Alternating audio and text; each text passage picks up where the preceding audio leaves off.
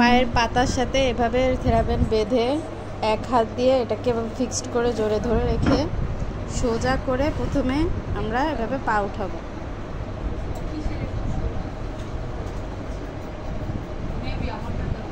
এরপরে পায়ের পাতাটা এভাবে ঘুরিয়ে ভিতরের দিকে রেখে তারপরে সোজা করে উপরের দিকে উঠাবো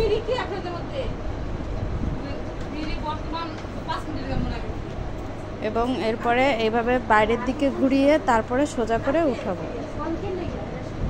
এই সময় খেয়াল রাখতে হবে হাঁটু যেন ভাঁজ না হয়ে যায়, পা যেন ঠিকমতো ঘুরে, আর চেষ্টা করতে হবে পুরো উঠায়া সোজা করে ফেলার জন্য।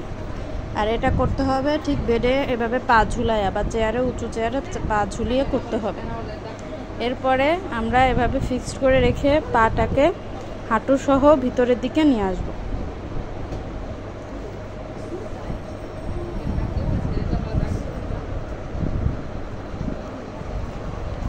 হাত দিয়ে ভিতরের দিকে ধরে পাটাকে বাইরে নেব।